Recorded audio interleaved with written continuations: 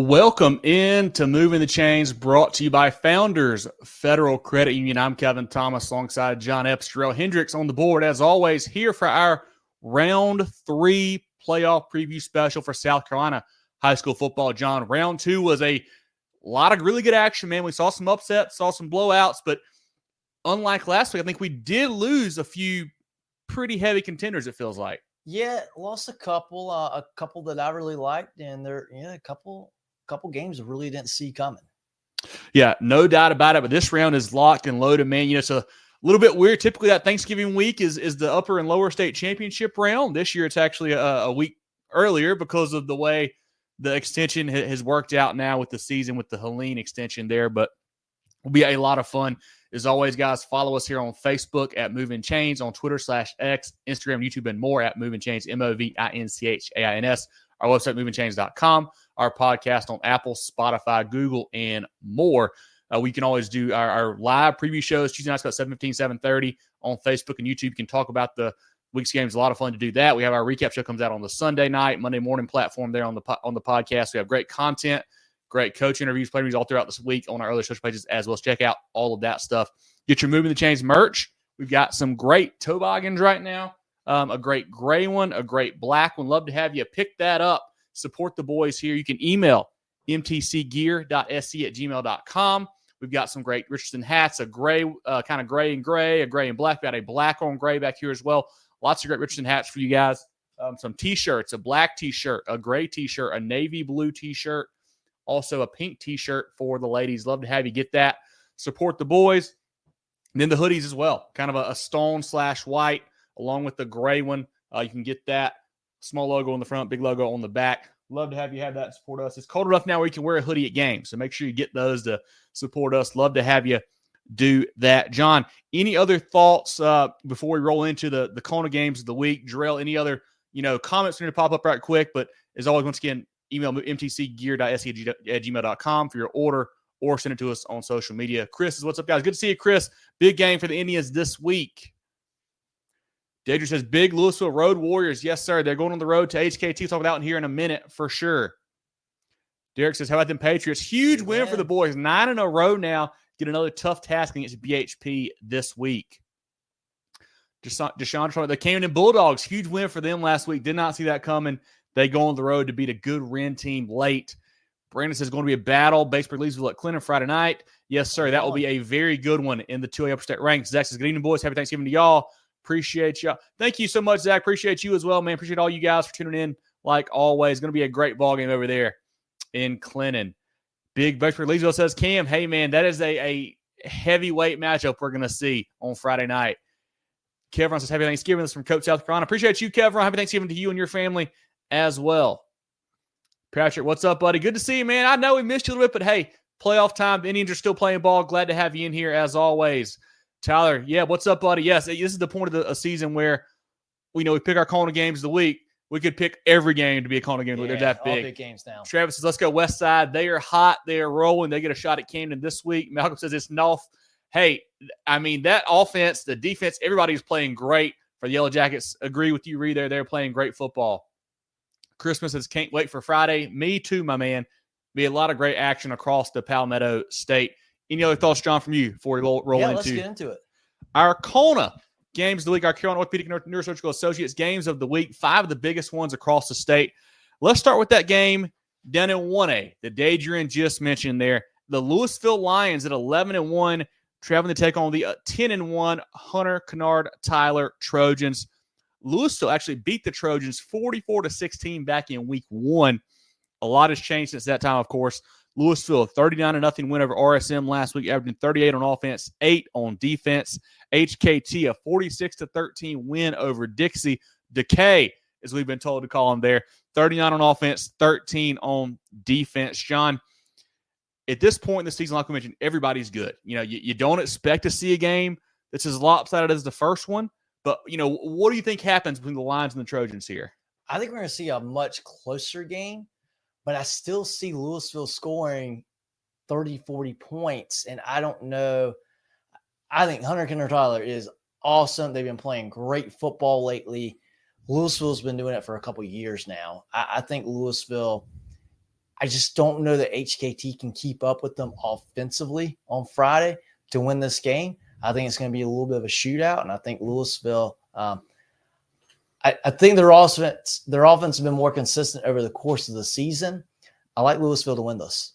Yeah, Lewisville quarterback Zach Rogers, 2 rush touchdowns last week. Running back Jordan Strong had 3 touchdowns as well. Receivers Tay Robinson, Ja Hauser, threats out wide. Defensively, JB Buchanan, Elijah Baker are playing really good. You mentioned them being hot. Middle of the season, you feel like they weren't playing their best football. They have turned it on as of late. The last 5 games, 246-21. Just absolutely dominating folks on both sides of the football. The Trojans, head coach Jermaine Derricott has done a great job there with them. They had some turnover problems early on in the season. They've kind of cleaned that up and played a lot better football as of late. Quarterback Amir Creer, Darian Stroman, Trenton Summers are playmakers for them. They've got 3 offensive linemen who have played a lot of football for them. The defensively, they're led by the linebackers Ross and Peoples. The front 7's strong, big, they're physical. And, this is a program that has been on the rise. They won 10 games last year. They've won 10 games again this year. And you think HKT has obviously gotten a lot better since week 1, but I think Lewisville probably has too. And that game was 44-16. It was 8-0 HKT. They actually picked off a tipped screen pass, ran it back to the house for a pick 6. Lewisville then proceeded to score 44 unanswered before HKT got a garbage time touchdown late in that one. So not a close game at all that time around. And while I think that HKT is very good, look what they did to Blackfield Hill a couple weeks ago, man. They just dominated those guys. I think they're going to try to be big and physical and beat you up front. But I think Lewisville is just playing such good football right now. I think the Lions win again. Yeah, I think so too. I think they're just too good. They're Lewisville's right up there with Abbeville all year long in 1A. I think they are. HKT's probably for me. They're probably the number 3 team in the state right now, behind Lewisville and Abbeville. They are one of the better squads for sure. And it's weird, John. You always say hard to beat a good team twice, hard to beat a good team 3 times. However many it is, but they blew them out though. And we're going to see a theme of that. There's a lot of rematches this week. Actually, you're going to see a lot of that. But this is one where I think these are probably 2 different teams from when they played the first time around, of course. But I still think Lewisville, too much firepower on offense, especially. They are clicking on all cylinders. I think Coach Usher and the boys advance to that upper state title game next week. Jerel, comments from you or the chat on this 1A matchup? Yeah, I'll keep it brief, man. I think we definitely see a much closer game this time around. Obviously, that was a blowout the first time they matched up. But I'm just so impressed by Decay. Like, man, they have really turned it on. They've proven it's not a fluke. Back-to-back years having great seasons so far. Lewisville, though, can they get over the hump? I think that's the biggest question for me. Obviously new coaching staff, a lot of guys that have played a lot of high leverage games, not having to go up against one of those private schools from Greenville County this time. So that should be an advantage for them. But I like Lewisville to win this game. It's going to be a lot of fun. These are 2 fantastic programs. I think we're in for a fantastic matchup as well. Certainly should be a good one. Any fan comments on this one, Jerel? Najee says, Decay. Najee, the boys are playing great, man. This has been a great season. Going to be tough this week for sure. Dadrian says, dressed in all black. Hey, I like that all black look, man. Those are good uniforms for the Lions for sure. Going to be a lot of fun. Tay Robinson, that guy, he certainly is explosive outside. Duran, you are right about that. That's all I have concerning this game right now, guys. Perfect. And I do want to go ahead and apologize to everybody.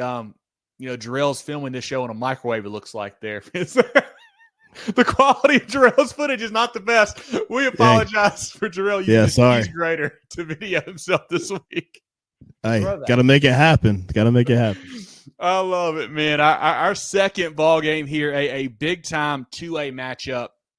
Cheraw, the Braves at 10-2, traveling to take on Barnwell at 11-1.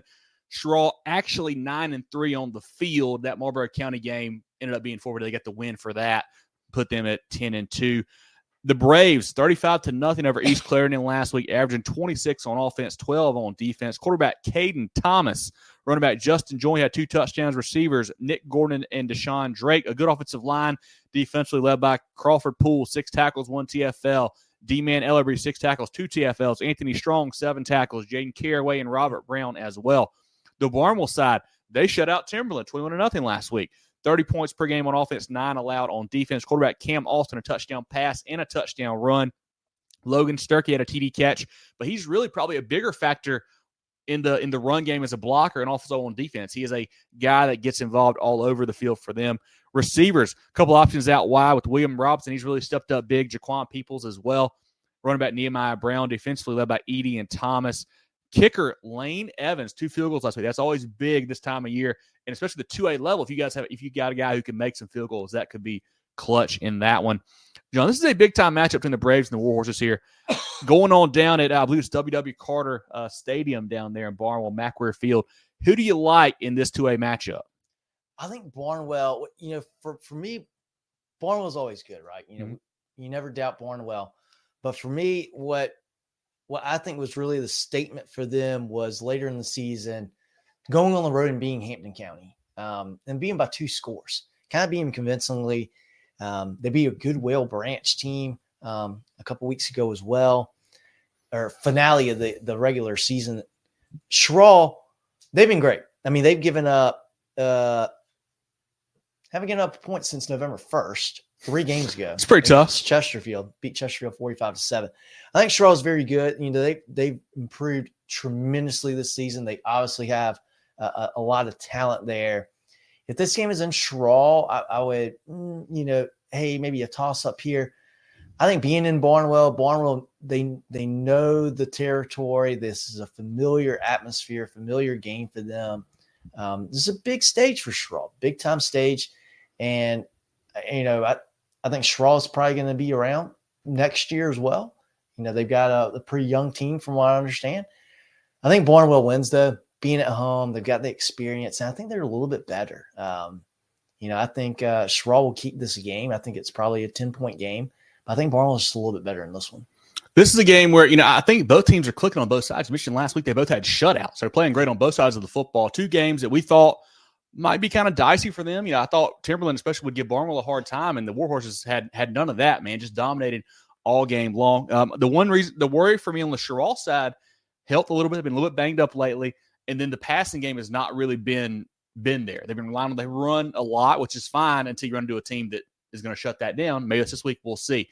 It should be a great ball game. I'll say this, and one thing that is interesting to me, I feel like Cheraw kind of got written off a little bit early. I know we talked on the previous show before the season started. We were really high on them. They play a super tough non-region. Guys like Conway and Marlboro County, River Bluff.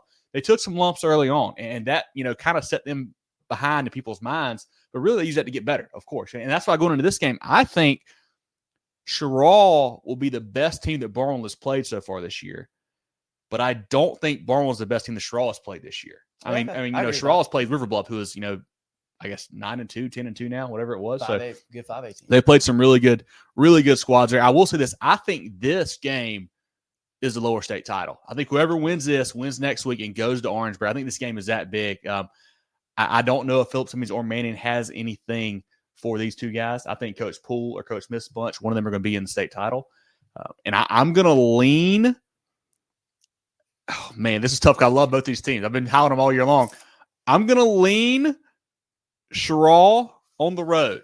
I think they get it going. I think these young guys step up, make one more big play. Okay. But I think it's a very, very tight football game. Like I said, I think either one of these teams are capable of going all the way to the state title. So it should be a heck of a matchup over in Barnwell. Jerel, who do you like in this game? What's the chat saying about this big 2A lower state matchup? I'll stay lurking in the shadows since my No, come on. So I didn't shame you. Come on, Jerel. I feel shamed right now. I don't know. It's really bad. So yeah, look at, you're just laughing right now. No, this is a tough one. I don't really know.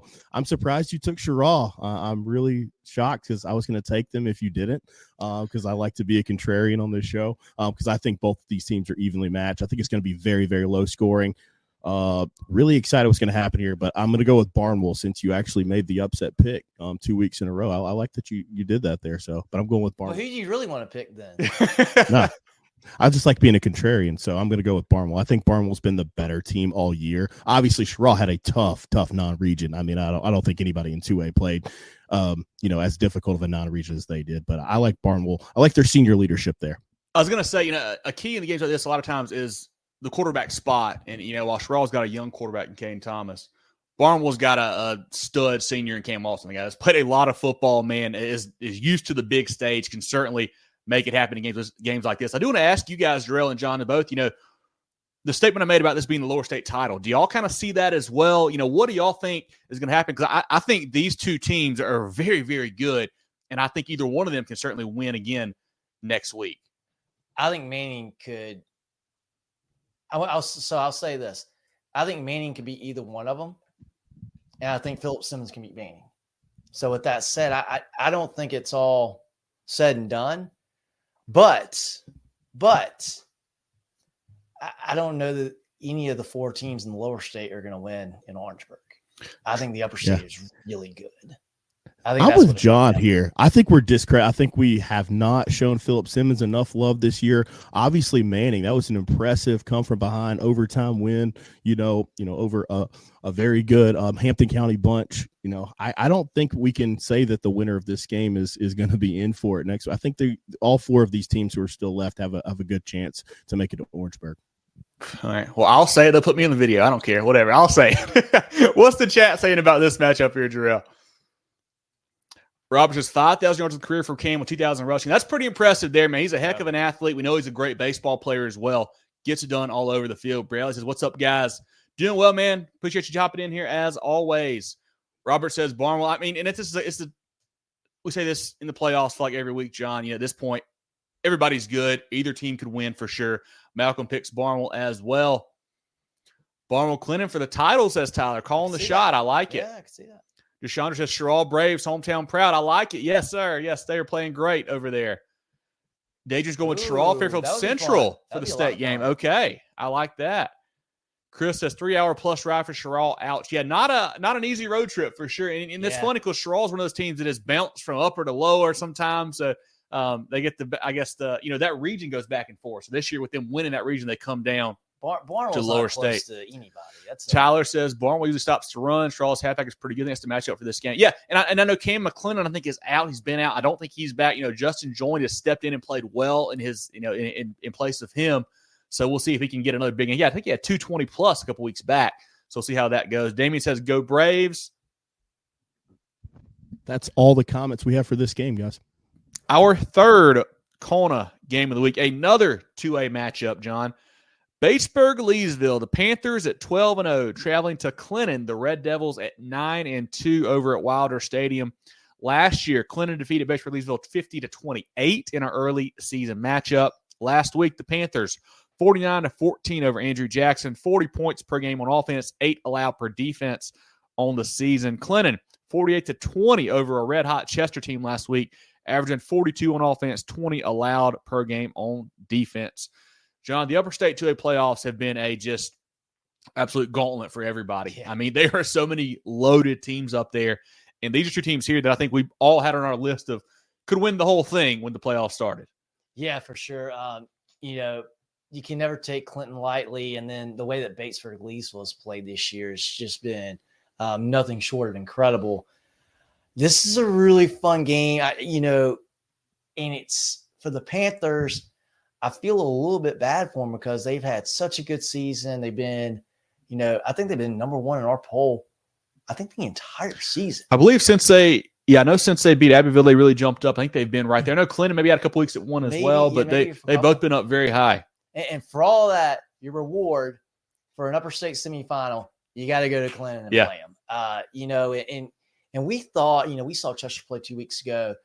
Chester I wasn't surprised Clinton beat him. I was surprised they blew him out because of the speed that we saw at Chester. And we know Chester can play pretty good defense. They're okay against Strom Thurmond. But, Clinton blew him out last week. Yeah, it wasn't as close as the score, really. Yeah, and that was a little surprising. I'm glad I don't, my job doesn't depend or my paycheck doesn't depend on making a pick for this game because I'm thinking Batesburg-Leesville, they've got, I'm not even going to say they have the better resume really, but I think they've had the better season, I would say. But I think Clinton is really, really good. They've got a really good home atmosphere. And there's a little bit of, and I said this last week too, there's a little bit of a chip on the shoulder, a little bit of a revenge factor for the Red Devils too, because they bouted with injuries the last couple of years when they have been just as good, maybe even better last year or two. But this year they're healthy. Mhm. You know, and this is, you know, this is a great spot for them to be in. I think it's a little bit of an upset, but I think Clinton's going to beat them. Batesburg-Leesville, and their win last week was a record-breaking win. Quarterback Tanner Watkins broke the all-time career passing record for the Panthers. Running back Amadre Wooden rushed for a school record 334 on the game, John. Crossed 2,000 for the season. I think became the fifth back in Batesburg history to get 2,000 on the year. Receiver Jamarius Clark is a stud out wide along with KD Witt. Defensively, John Sawyer, a north-south guy. Clarence Springs as a downhill safety who loves to hit back there. Hansel DeScua, Weiler, Wooten, Christian Burkett. They have 5 shutouts this season, John. Very impressive for the Panthers. On the Clinton side, Tyshawn Richardson, the dual threat. He had a touchdown pass and run last week. Running back Javen Cook, 14 for 131 touchdown. The star of the game came out of nowhere. Rhett Gilliam, 20 carries for $165 and 2 TDs.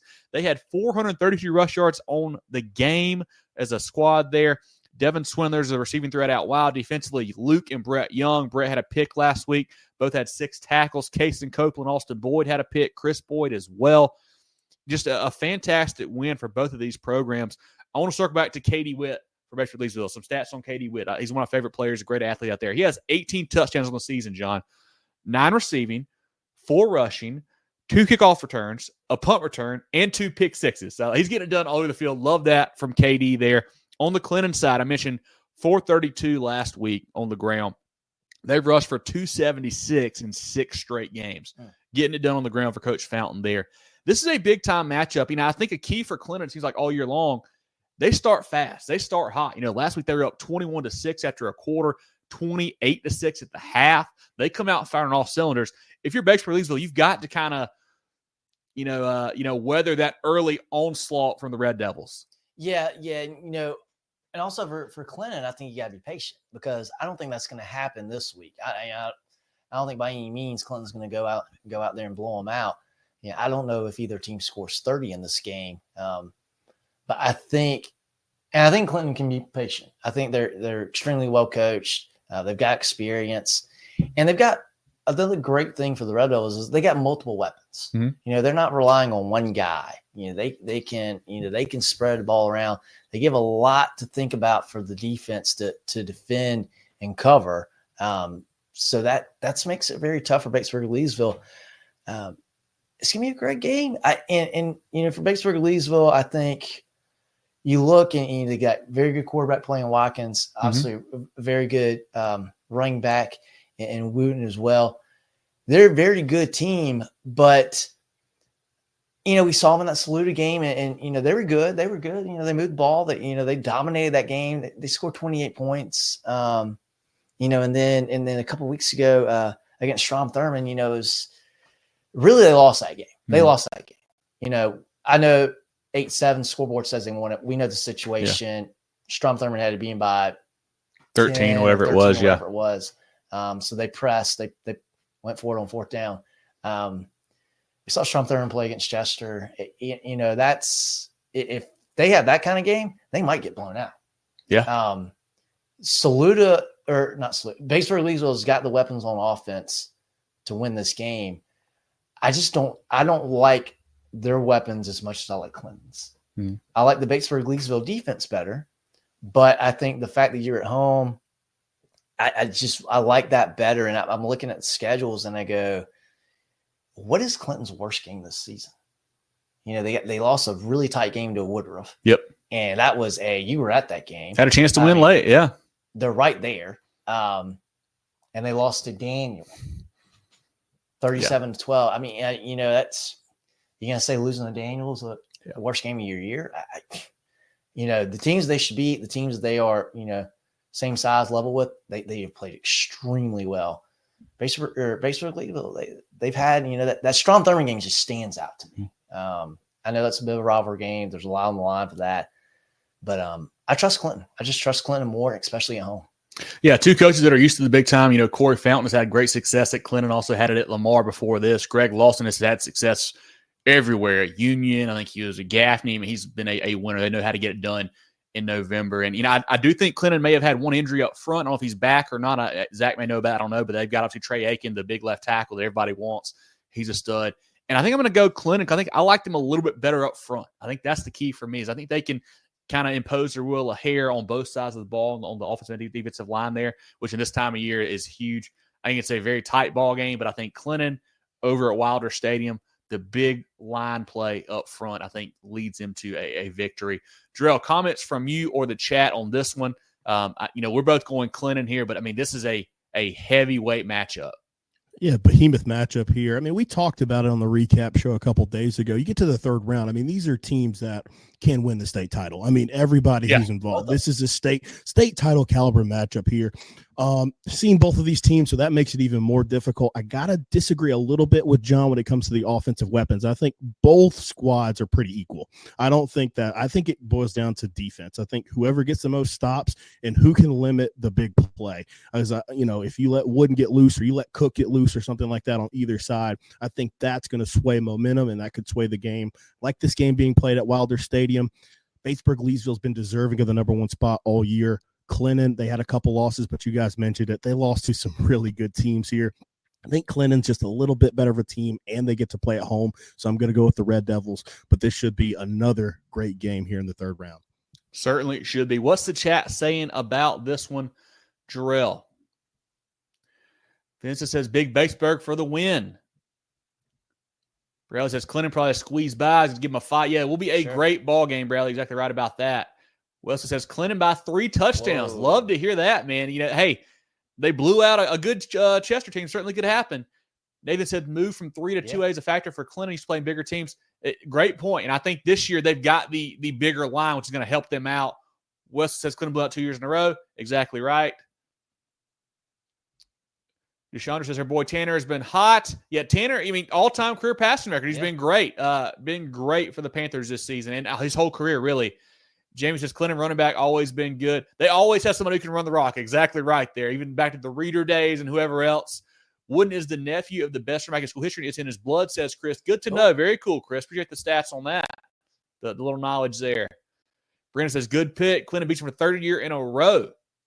I know you'll be down there. Should be good. Malcolm says he wants to see BL on that one. Going to be a great game. Zach says whoever controls the front 7 wins the game. I agree with you there, Zach. I think that's what it comes down to, man. Who can dominate the line of scrimmage? Wesley says BL only played 3 teams with a 500 or better record. Great point there. We thought that region was really tough. Maybe it wasn't. I don't know. We'll see. Zach says the key for the Panthers is getting the passing game going. Clinton defense sees the Clinton running all the time practice. Going to get to control the clock with these 2 teams. Yeah, passing game is huge. If you could hit Witt or Clark for a couple big plays early on, it really loosens it up, gives Wood some room in the middle. Great point there, Zach. Erica says, let's go Batesburg-Leesville Panthers. Nathan says Clinton has played throughout against better competition. I think so too, man. I think some of those early non-region matches they played were really helpful for this team, finding out what they got. Jamie says go Big Red. We all be down there. I don't know. Let's say the Clinton fans probably don't want us there. We've had some bad luck last couple times we went, so we'll see if we go or not. I'll not probably sure. be in Daniel. I probably won't be at that game. Not sure. Vincent says Batesburg's never been undefeated and lost a championship. Okay, good to know, Vincent. Good stats there. Hard to win in Clinton, says Deron. Exactly right, man. That's a tough place. Great fan base for sure. Going to be a great atmosphere on Friday. And Chris, no, I have not learned my lesson. I picked against you guys again. I don't know what's wrong with me. Hopefully, you guys can rub it in my face. We'll see what happens. We should ask Jerel. Jerel, are you going down there to Wilder Stadium on Friday? Don't know yet. I'm still undecided. I just got into South Carolina like an hour ago, so I'm still undecided. I love it. And Zach, if you're here as well, can you give us some insight on Rhett Gilliam? Where did he come from? It's been Javen Cook with the big games all year long. Gilliam with the breakout performance. What happened differently last week to get him going? Love to hear from you on that here in a minute. Any other comments, Jerel, on this Batesburg-Leesville Clinton matchup? Let's roll to the next game, guys. Our 4th CONA game of the week, a 5A matchup, John. Always a lot of fun when these two get together. And that's TL Hanna, the Yellow Jackets at 9-2, traveling to the reservation. The Indians of Gaffney are 9-1. TL Hanna, a big win over Catawba Ridge, 57-34 last week, averaging 40 points per game on offense, 26 allowed on defense, They had 463 yards of offense last week. Quarterback Brandon Cunningham is one of the fastest kids I've seen play this year. Absolute dynamic athlete back there. Running back Katie Patterson, $188 and a touchdown. Dalen Williams, Walker Kelly also had touchdowns. Also had a special teams and a defensive score in that win over Catawba Ridge. Defensively led by Cam Strong, the NC State commit. Jamirian Oliver as well as a big-time player for them. Gaffney beat Riverside 41-21. Bigger spread than the first time. They played very well last week. Averaging 32 points per game on offense, 16 allowed on defense. Quarterback Javon Gilmore, 16 for 22, 203, 2 touchdowns through the air. Another rush touchdown. Jaden McDowell getting healthier and healthier, 14 for 73 and 2 touchdowns. Jamarcus Smith, 9 catches for $119 and a TD. Also had a rush touchdown to go along with that. Receiver Shane Davidson, he's a weapon outside. He had the big game against Spartanburg a couple weeks ago. He had 3 touchdowns in that game. So he's a weapon for them. Defensively, Andrew Root, 6 tackles, 2 TFLs. Josh Corey, Zion Ratchford on the back end. Really good on that side, as always, for the Indians, John. This is a matchup I feel like we've seen in the playoffs a lot over the years, and it seems like always really good football games come out of it. Who do you like? TL Hanna with that tough-to-defend offense. Can they go on the road and make something happen? Yeah, I mean, they certainly can. What stands out to me is, and I look at games because I've seen Gaffney play once this year. I've not seen TL Hanna play. I saw Gaffney play J.L. Mann. That was a barn burner. And Gaffney was kind of lucky to win that game. TL Hanna, against that same J.L. Mann team, they blew him out. Yeah. But I think, that stands out to me as going, ooh, boy, Gaffney could have their hands full. But, we know TL Hanna they've got that wing T type option style offense. They do a really good job with it. And this is, I mean this in a good way. I know this is going to sound bad, but they have a good system and they run that system really well. Gaffney, on the other hand, they're really good because they have really good athletes. Now they have good coaching as well. And obviously they have their scheme, but to me, it's a little bit different. I think Gaffney, TL Hanna's good because they have a really good system. They play good defense. They're good. Gaffney, they got more athletes. They've got the home field advantage, and they've been playing really good the last couple of weeks. I thought Gaffney, I kind of wrote off Gaffney. They had, a handful of weeks. Look kind of sloppy a little bit. 3-4 games in a row where they were not scoring. I think Gilmore even got benched for a little bit. But then they came out against Spartanburg and beat them. Yeah. Maybe one of the hottest teams in the state, beat them in a close game. They took care of business against Riverside last week. Gaffney is playing better football now. I think they've got their confidence back. They've gotten their rhythm back now. And they're at home. I think Gaffney wins this game. I think TL Hanna can certainly win. TL Hanna wins if Gaffney beats themselves. And I'm not saying that Gaffney is that much better than TL Hanna because they're not. But I think that is how TL Hanna can win this game. If Gaffney makes some mistakes. Because TL Hanna, I don't think they're going to make a ton of mistakes. Maybe they put the ball on the ground, but I doubt it. They're a well-disciplined group. They play good brand of football. If Gaffney comes out there, they make a ton of penalties. They turn the ball over. Gilmore doesn't have a good game, or McDowell doesn't. McDowell's been banged up a little bit. If somebody gets hurt, that opens the door. But I think I like Gaffney in this game. Unless something crazy happens, which is weird because in games where something crazy happens, it typically means Gaffney wins a game and they probably shouldn't. Which, heck, that may happen tonight. That may happen Friday night. Who knows? I think we'll see a really good game. TL Hanna's going to give them all they want. It's going to be an awesome, awesome game. I'd love to see a list of playoff games between these two because I bet it is pretty impressive how close and good at games these two programs have played over the years. Yeah, and it's kind of the cliche thing to say against these type of offenses, but the key is you can't get behind those guys who are going to run the clock. You can't get behind them; they're going to milk it, and you can't turn it over. And if they get an early lead, they're going to grind it out. You want to get the lead on them so they can't catch up, and that's all the stuff that's cliche. And I get that, but I think TL Hanna and their system with Coach Tone, they don't panic if they do get behind. So if they get behind 7-0, 14-0, whatever, they're not going to worry yet. We saw them. In the Wren game that Jerel and I saw them play earlier this year, they were down, I believe, 14-0, and they came back to win that matchup. Like, they're not scared to trail like a lot of teams who run the type of offense are. Like, they're okay. They will stay within themselves and make plays. So we'll see. I mean, I think TL Hanna certainly has a shot because that's a tough type of team to play for and prepare for. You know, at the 4A and 5 level, you don't see much of that, man. Like, you know, I don't think Gaffney has played a team all year who does that type of offense. I don't believe. So you're just kind of working on a week right quick of trying to get this film put together and get these you know, adjustments set in your offense. And it's hard to do that sometimes. You know, it's hard to make that happen. But both teams have really good athletes. I like Cunningham. I like Patterson and Strong a lot for TL Hanna. Obviously, Smith and McDowell and Gilmore and Root for Gaffney are great players. At the reservation, a tough place to win, as we know. I will say I'm really excited to see the Cam Strong DB at TL Hanna match up against either Jamarcus Smith or Davidson, whoever. He is a legit lockdown corner. See how that matchup goes. We'll see if he, you know, follows Jamarcus or they keep him on one side. I don't know how that's going to go, but it'll be a lot of fun to watch it. But I agree. I think Gaffney at home, the way they're playing right now, Gilmore seems to have kind of figured it out a little bit, getting McDowell healthier and healthier. I think they can control the ball enough on their side to pull away and win this game. Yeah, you know, TL Hanna can feast on teams that aren't super physical. I feel like JL Man, right or wrong, or people may say I'm right or wrong. TL Hanna matched up really well against the JL Man team that wants to spread it out, throw the ball around a little bit. Gaffney, you're not going to scare them by being physical. And I'll be interested to see if, you know, I believe Surratt played a little bit on defensive line. He has, yeah. I would be interested to see if they plug Surratt in the middle of that defensive line again to try to clog up some holes and meet that physicality with physicality. Because I think that's a good recipe to neutralize that TL Hanna offense. But like you said, you know, if TL Hanna gets behind, they scored 57 points last week. They're not hey, we're going to run the ball short in the game. And, you know, if we score 28, we're probably going to win the game. No, they can light it up. So it's going to be a fun battle to watch. If you love offensive line, defensive line play, this is going to be a great game to be. Yeah, and I will say one more point on last week's game. TL Hanna gave up 34 to Cheraw Ridge. I think you can score some points on them. I think Gaffney has enough athletes to certainly do that.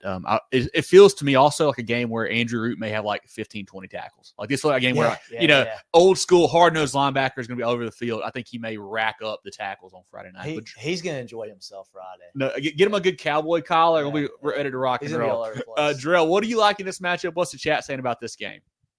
Yeah, Patrick, he hit it on the head. I mean, he said the last three matchups here in the playoffs between these teams, I mean, decided by a touchdown or less. This is a tough matchup with TL Hanna. I mean, it's just an offense that you don't see much at this level, and they have athletes to execute it. Brandon Cunningham, I mean, is one of the better athletes that I've seen play this year. Legit 4.4 speed. So if Andrew Root does have an issue tackling him, he's going to the house. It's a big play. I mean, that's the reason why they were able to score nearly 60 points last week. But I do like the way that Gaffney's playing as of late. They finally got that offense rolling. And, you know, the suspension, all kind of crazy stuff they've had going on this year. They've had an emotional year as well. I think they get it figured out. Chris mentioned I haven't learned my lesson pick it against Batesburg-Leesville yet, but I have learned my lesson pick it against Gaffney, especially in the playoffs at the reservation. So I'm going to go with the Indians in this one. Should be a fantastic game.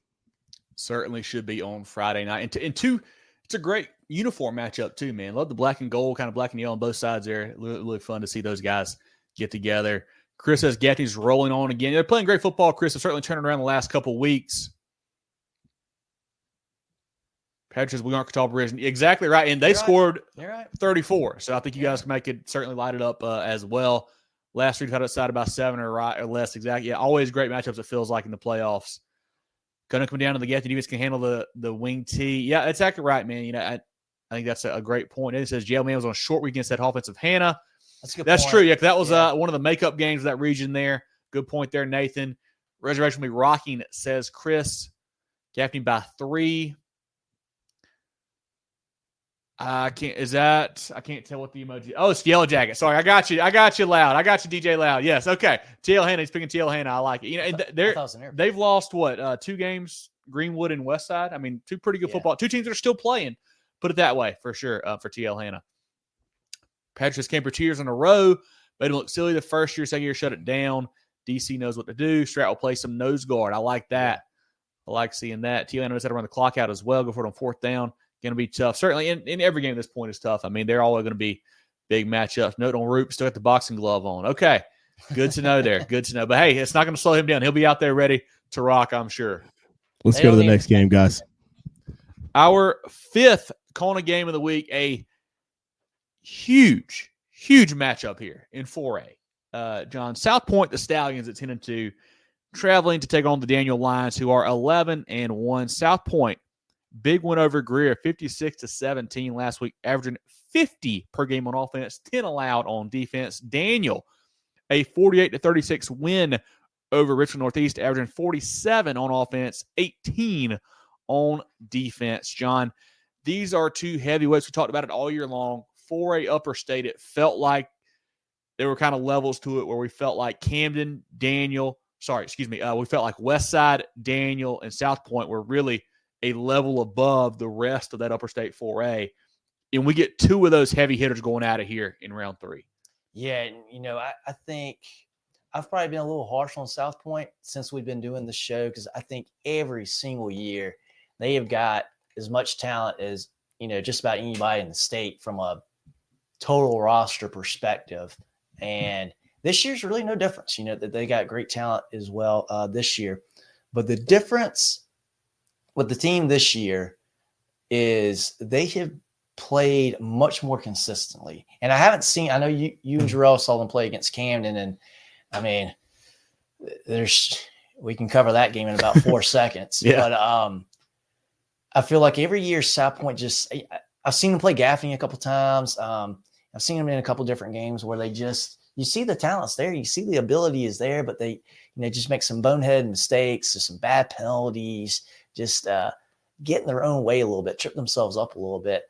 And from what their resume has been this year, they have not had that happen. For Camden, for instance, I mean,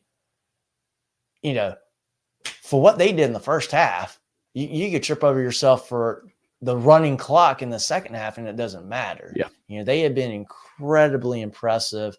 Daniel, on the other hand, has been, I don't know if there's been a more consistent program outside of Daniel and Dutch Fork the last, 5-10 years. Abbeville is the only other one probably. Abbeville, you could throw Abbeville in there too.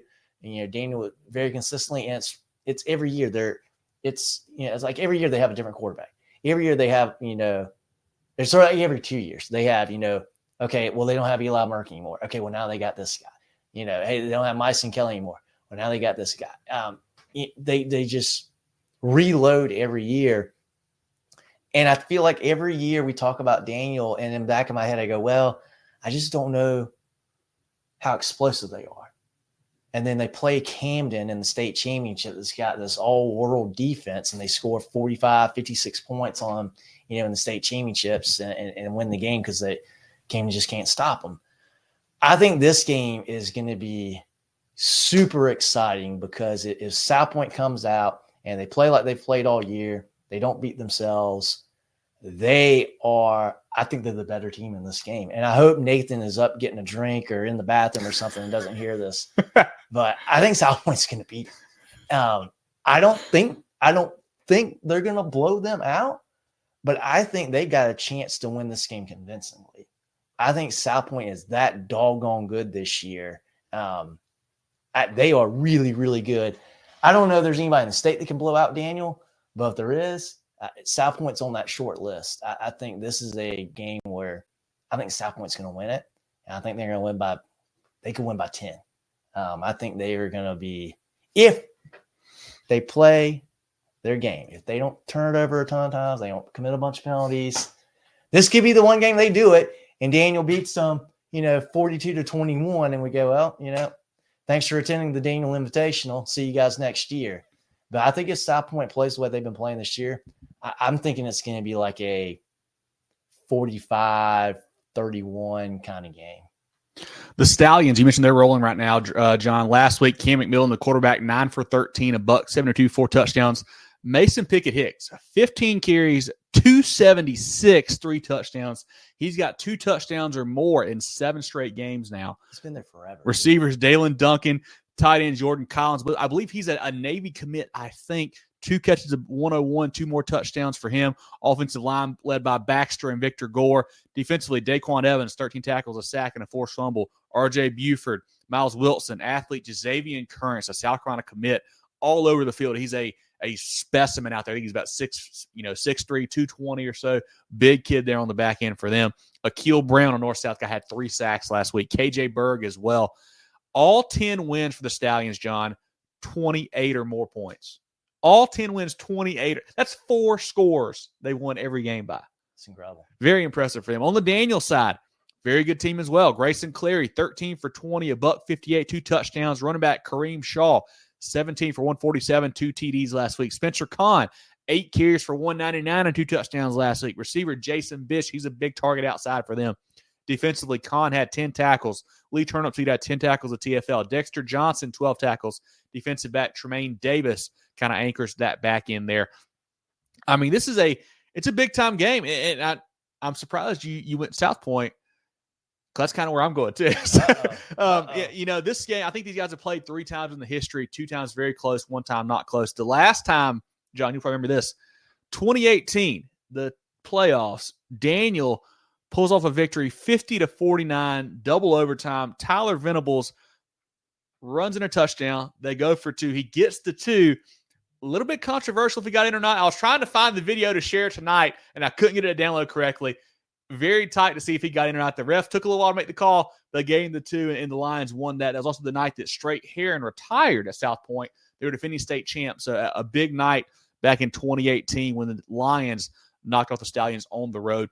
I mean, this is a big-time game. And like you said, John, I feel like the South Point, for me, the big difference this year has been the quarterback play. I love Malachi Marshall the last couple of years. He was a really good player. He's a college quarterback for sure. But Cam McMillan is like a different level. We've seen him play football at the 2A level the last 2 years for Fairfield Central. Did a great job there. Comes up to 4A now. We're like, does it translate? We'll see. It translates. He's been a stud, man. He has been great all year long. South Point's 2 losses. Week, I think, 0 to Spartanburg by a point. They lose to Northwestern by 2 scores, 28-14 later on. Both those games, McMillan not fully healthy in that side. So they are a great football team. Daniel, they're always good. They're 1 loss to JL Man. I mean, no slouch in that. Another team that's still playing football, and they had a heck of a outing that night. They actually had a chance to win that game, I believe. They were fairly close in that one. So Daniel, certainly a tough football team. At home as well is a tough place to play over there in Central, man. They have a good program. They expect to win. There's teams that we have come to see in the playoffs. They just think they're going to win every week, and Daniel is certainly one of those. And they should be. But I agree. I think South Point, if they play to their standard, I think they've got a few too many athletes. And especially looking at last week, R&E gave Daniel all they wanted. South Point handled that R&E team pretty easily. I know Will Wilson will still come back from injury in that game, but I think South Point has got enough talent to win this game. I think they do win this game on the road. I think so. I think there's just too much firepower on that offensive side of the ball for South Point, and just got enough athletes on defense. I think they'll be able to stop Daniel enough. And Jerel, while you pop in here, and I want to get your thoughts, it's very hard to think that we're going to, at least 2 of us say that Daniel's going to lose a football game at Daniel as crazy. Well. That seems asinine, insane to say. But I think that's where we're both leaning. I mean, Jerel, where are you thinking, man? Because I don't know. Maybe it is crazy. Nathan's already popped in. He said they've won 37 straight at home. I know. Everything about this game. Everything about this game says Daniel's going to win. I'm going to join. I'm going to be a dummy too with you guys, and we'll see how it shakes out on Saturday. I think South Point's better. I mean, we watched a half of South Point earlier this year. Again, Camden had a bunch of injuries in that game, but those guys look dominant in every phase of the game. The worst thing that we saw was a couple rolled snaps on extra points. I mean, South Point is bookmark that. Bookmark that. Maybe that could be the edge. When you look at it, R&E last week able to, kind of keep pace with them. Will Wilson and those guys got loose. I think this is going to be a great quarterback matchup between Clary and McMillan here, but I think South Point is a little bit better this year. It's stupid to think that they're going to go into Daniel and win this game, but I'm going to join you guys and we'll just be dumb together if that's how it shakes out. I'll be at Central. I'll be at Daniel, and I probably won't eat a big supper. So if I need to eat crow, I'll be ready to do that too. Yeah, that'll be just fine. And we talked last week how Arnie and Daniel was a great quarterback matchup. Yeah, got another one this week, man. Yeah. McMillan and Clary's made a lot of fun to watch. 2 guys that can absolutely sling it. And I do want to circle back to last week's game. Jerel now 1-1 in hat bets of all time. He got that one right as Daniel did beat Arnie. Hats off to Jerel. You get that pun there. Hats off to Jerel there. Big win for Jerel picking the Lions to beat Arnie last week for sure. What's the chat saying? Justin says South Point's extremely talented. They certainly are, Justin, man. They're playing great football at the 4A level. Adrian says put it on ESPN. I would tune in. Yes, no doubt. I'll certainly rather watch that than Florida State, Adrian. I agree with you on that. That's a heavyweight matchup. Been beating up on teams since they're 5 and 6. Yeah, I mean, this group has been together a long time. Obviously, McMillan is kind of a newer piece to the high school team there, but a lot of guys have played a lot of football together, no doubt about it. DJ Lau's going with Daniel to beat South Point. I like that. Chosen says Daniel's well coached, disciplined team year in year out. They certainly are, 100%. Man. Like we said, a program that expects to win in each and every year, each and every week, and they will not be scared this week as well. Brell says matchup he wants to see. Don't know who win. Who's the home team? Daniel is at home this week, so that is certainly a feather in the Lions' cap there. South Point defense is crazy. It certainly is, man. They are flying around. They got playmakers at all levels. I do think you can throw the ball a little bit on them, and I think Daniel will probably have some success through the air. How much we'll see. It seems like the games that they did lose, to Spartanburg, into Northwestern. Spartanburg had a kick return for a touchdown. That was a big play in that one. They didn't really get much going outside of that offensively. Northwestern had a pretty good game from Polk and then also on the ground as well. So they scored 28. They can be attacked, but it's going to be tough. Daniel has won 37 in a row at home. That's impressive there for sure. Nathan Brent says should be close. South Point by 7. The streak ends. South Point for the win, says Tank. Heavyweight, says Terrence and Vanessa. Yeah, it's a big-time matchup. What's up, guys? Hampton County in the house. Yeah, appreciate you. Tough loss last week, but a good season there for Coach Hanna and the Hurricanes. They'll be back. Basically, on that. Appreciate you, Keon. Big game at Clinton this week. If you missed us talking about that one, it'll be back at the beginning of the show once we get finished here. South Point's heavy. South Point heavy. Okay, I like it. Daniel by 10, says Cedric. That's all we have on this game, guys. And you know what's great here, John? I don't want to jinx it because obviously we'll get this game in a little bit. The winner of this, you probably get to play Westside next week. So it doesn't get any easier. Obviously Camden may have something to say about that as well. But next round will be heavy hitting for both of these teams also. So once again, our CONA games of the week this week, we had Lewisville traveling to HKT, Cheraw going to Barnwell, Batesburg-Leesville at Clinton, TL Hanna at Gaffney, and South Point at Daniel. If you missed any of those, once the show is over, you can go back to the beginning and watch them. I'll try to put some timestamps in there so you can check them out. Appreciate you guys tuning into our CONA games of the week. Jerel, let's shout out some friends of the program. A single moment can ignite a passion. With every play, a spirit of teamwork is forged, and determination evolves into success. Life is the ultimate team sport, and a trusted teammate makes all the difference. Our team at Founders Federal Credit Union works hard every day to offer the financial tools you need, backed by unrivaled member service. Relax, you're with Founders. The George Agency has been serving the insurance needs of South Carolina for over 40 years. They're a full-line insurance agency concentrated in employee benefits and health insurance with an office in Mullins and Murrells Inlet, but they can help you all across the state. They have clients in Greer, Rock Hill, Columbia, and more, so wherever you are, they can help. Give Bradley, Wayne, Richard, and the crew a call or check them out online at thegeorgeagency.net. That's thegeorgeagency.net. John, let's take a look at 5A Division I and go through those big matchups.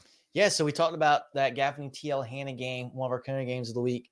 Winner of that game will face the winner of Northwestern and Greenwood. Division II. Okay, gotcha. Division II. Oh, sorry. No, you're good. We can go Division II, whatever you want to do. Clicked the wrong thing. I meant Division I. Okay. But, yeah. So Northwestern Greenwood, this game will be in Rock Hill. Greenwood, what a great season they have had, bouncing back up to the 5A level, knocking off Hillcrest last week and 2-0 against Hillcrest this year. Just Northwestern's better. Yeah, Greenwood quarterback Tristan Lewis been really good this year. Had 100 yards rushing and throwing last week. But Northwestern, man, they've been a machine this year. Finley Polk, Zamir Gordon-Miles, coming to his own. He went 17 for 117, 4 touchdowns last week. A guy who was playing defense up until this year has really shown out lately for them. Receivers, Nichols, Caldwell, Vance, Knox. So many playmakers for Coach Walford's bunch. Northwestern is a machine, man. I think they win this game pretty handily. They are a big-time problem for everybody else in 5A Division II. Yeah, I don't think we're going to see a running clock in the second half, but I think this is going to be maybe a 3-score game. Yeah. 3 or 4-score game. 5-6. We'll see. Either way, Greenwood has had a great season nonetheless. On the lower state side of the bracket, we'll see Irmo hosting West Florence. Heck of a run for West Florence, man, Yeah. to get to this point. I like that defense a lot. They've really played great all year long. But I think Irmo may be a different level. I think if you're West Florence, you want to kind of go run heavy, kind of use one of those Jerel terms, kind of muck it up a little bit, just kind of get some crazy plays going, maybe some trick plays, kind of, really slow the tempo down. I think that's your best bet. But I think A.J. Brand, Donovan Murph, all those guys there at Irmo, Malik Murphy, I think they're just too powerful right now. They're playing too good of football. I think the Yellow Jackets win that game. And they play good defense, too. Yeah. I think Irmo's, they got a lot of talent and a lot of athleticism on both sides of the football. They see blood in the water. It's been a minute since Irmo has been state championship caliber. And this is a very proud program. I don't see them tripping up on Friday. I think they win this game probably by a couple scores. I'd say probably 2 or 3 scores. On the lower state side of the bracket, we'll see Berkeley hosting White Knoll. Now, this is a very, very interesting game here. White Knoll's played a lot better football lately. They rolled Lugoff Elgin in the first round, beat up on Myrtle Beach last week. But Berkeley shut out Westwood, an okay Westwood team in their first game in the playoffs. They've had a really good season. I think Berkeley at home, I don't know. I know more about White Knoll than I know about Berkeley. Mm-hmm. I think Berkeley might be a little bit better of the team in this matchup. I like the Stags to knock them off.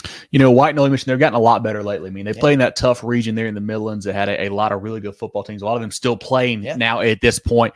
Quarterback Landon Sharp has been great lately. 250 passing last week, 7 yards rushing as well. Running back Tyon Fannin had about 100 yards. Caleb and Devin Geronimo, your playmakers for Coach Pelham's bunch there. Berkeley, you mentioned they rolled last week. Still had a lot of penalties, had double-digit penalties, and that does worry me in a game where a team like White Knoll is good enough to beat you. That certainly worries me. Obviously, we love quarterback Henry Rivers, the young stud there. Bash and Boone out wide for them. They're big-time playmakers. It's tough to me where I feel like it's a really fun quarterback matchup. 2 guys that are dual threat, 2 guys that can move around and can win the football game for you.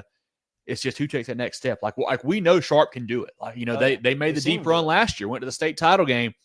Rivers has not had that signature moment yet for the Stags. Is this the week? Certainly could be. Going to be a lot of fun as those 2 guys get together. 2 studs at the quarterback spot, 2 really good football teams there for Coach Pelham and Coach Lodge. Yeah, I think this will be the best game outside of that Fort Dodge or outside of TL Hanna Gaffney. This will be the second best game of the week for the Division II level. I agree. Let's any comments there, Jerel, from you or the chat on Division II 5A? No, you guys nuked the chat by saying that Westside's going to win this game already. So we'll just keep moving on. I said Ken have something to say about it. I said that. I said they have something to say. Can't wait till we get to that game. Can't wait till we get to that game.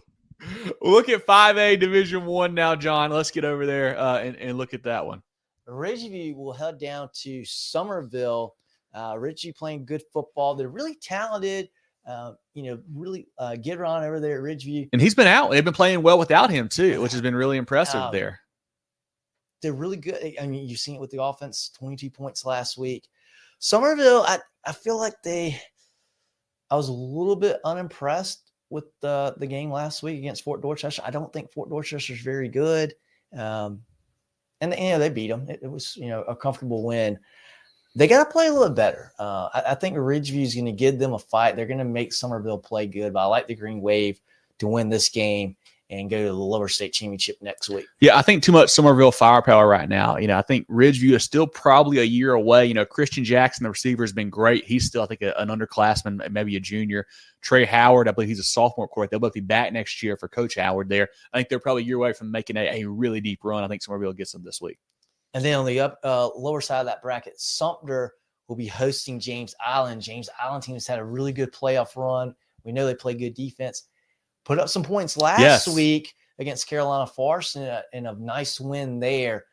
I just think, and this is where I feel like we say this a lot this week, where we see 2 really good teams. Justin saying James Island with the I love it, Justin. I tell you what, that would be an upset. They got the defense to be able to do it. But what I think, and I feel like this is the narrative for a lot of these games, is you got 2 good teams. It's okay, which team has more more athletes, more firepower. And in this game, it's Sumter. I think there's too much to cover in that backfield and that running game for the Gamecocks. I think James Island, they slow them down. I don't think Sumter scores 40 points this week, but I just think there's too much for James Island to slow down for them to win this game. I think we see a pretty good game here, but I like Sumter to win this one. Sumter, that big one over Ashley Ridge was 55-24. They were down 17-14 in that game and just really hammered the Swamp Foxes from that point forward. They got it going on both sides of the football. James Island, heck of a run lately, allowing just 8 points per game for Coach McCoy there. And a big difference for them. Early on in the year, they kind of struggled offensively. Their stud running back, who they're relying heavily on, left midweek, late in the season to go down to Florida. But since that point, I think it's kind of really helped James Island to kind of galvanize that bunch. We talked to Jack DeLongshaw last week on a preview show, and he kind of gave us some insight into what they changed up. And I think, going into late in the season, they were kind of really relying on the one back there who left. Now that he's gone, kind of spread it out a little bit more. And it's really helped out that offense, kind of helped them get going a little bit, using some more playmakers instead of just focusing on one guy there. And that's been a big difference maker for them. They had a nice win over a good Carolina Forest team last week, a team similar to Sumter that wants to run the ball a lot. Shut down that pretty good running, and they held them to 21 points, I believe it was. But like you said, John, I think Sumter just a few too many weapons on offense, I believe. But going to be a lot of hard hits, a big physical game between these two teams here. But I think Sumter at home as well helps out there for the Gamecocks. I think Coach Barnes and the boys move on. But heck of a program down there that Coach McCoy's building, man. They're getting better and better, it feels like, every year. And they'll be a contender for years to come. Yeah, they're another very, very solid, consistent program as well. On the upper state side of the bracket, we see a region rematch here. Dutch Fork playing River Bluff. River Bluff, I feel bad. I feel like they are probably one of the best teams in 5A that just doesn't get the love because of the region they're in. They're just in a tough region. They're a very good football team. Beat up on Rock Hill last week, but it's I just don't see them beating Dutch Fork. I mean, they're 10-2. Their two losses are to Dutch Fork and Irma, like two teams that are favorites or one of the favorites in their class. I believe River Bluff, first time in program history, I think, with 10 wins, I believe I saw. So awesome for them. They're going on the road on last Thursday to beat a tough Rock Hill team. This matchup the first time around, Dutch Fork won 41-14. That was back in week 10, a game where Ethan Alfing went 21 for 27, 417, 4 touchdowns. Actually, one of our players of the week that week. Boykin Bickley, Maurice Anderson both had over 100 yards receiving in that one. Dutch Fork has looked great on both sides of the ball, man. The defense, we know what they do there with Elgin Sessions and Josh Smith, the two Power 5 guys there. They played great for Coach Braswell and Coach Knotts. That D-Lock defense is really, really tough, man. Flying around. We saw them firsthand against Irmo. Irmo, a very high-powered offense, struggled that night against a really good Dutch Fork defense. River Bluff, I do love what they do with Stephen Collier. He's a stud. Hayden Myers, running back, did have 100-plus yards that first matchup. So if they can get him going, maybe they can hang around. We'll see. But I do want to mention one more thing. River Bluff, the offensive line kind of gets overlooked sometimes for them. But they're playing really good. Yeah. And they're led by a freshman at center, Brody Lorenzo at center. You don't see that very often in 5A football. You don't see a freshman playing center. He has done a great job for them. He is going to be a stalwart on that offensive line now for, I guess, 4 years for Coach Knotts there. I think Dutch Fork wins again. Heck of a run by River Bluff. They're a really fun team to follow this year. I think the Silver Fox has too much firepower. Yeah. But, again, great year for River Bluff. They got a lot to build on. They'll face the winner of JL Man Spartanburg. Spartanburg, a team that has really come alive second half of the season. They had that 3-point loss to Gaffney a couple weeks ago for basically the region title in that one.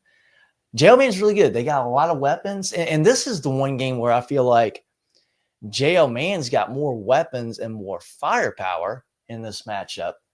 I like Spartanburg as a team better. They played good defense all year long, and they've been playing pretty good offense lately. They put up 37 last week on a Burns team that has played good defense all year and has been playing probably their best football of the season going into the playoffs as well. And they dominated the Rebels last week. I like Spartanburg in this game. I think their defense is going to make enough plays to slow down JL Man enough to win the game. If their offense continues to play at a high level as they've done the last few weeks, I like the Vikings. Yeah, Trenton Lynch has been great for Spartanburg running the football there. Justin Rice out wide had a big game last week as well. Cameron Smith, that linebacking core for the Vikings is really good for Coach Hodges there. On the JL Man side, a team that, had a lot of fanfare coming into the year, John. People had them top 3, top 2, I think we had them top 3 in our poll for a while, maybe even number 2.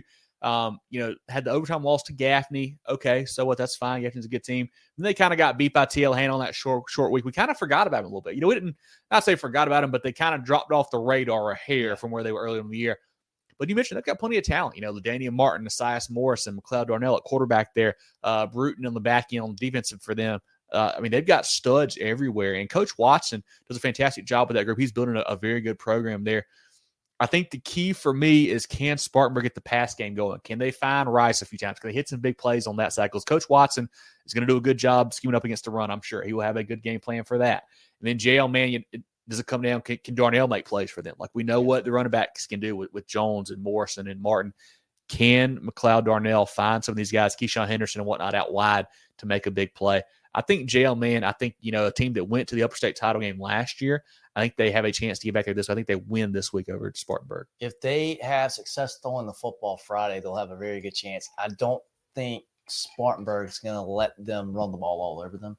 It's going to look a lot like that Gaffney game, which Jerel, man, had a great chance to win. Yes, they did. Jerel, comments from you or the chat on 5A Division 1?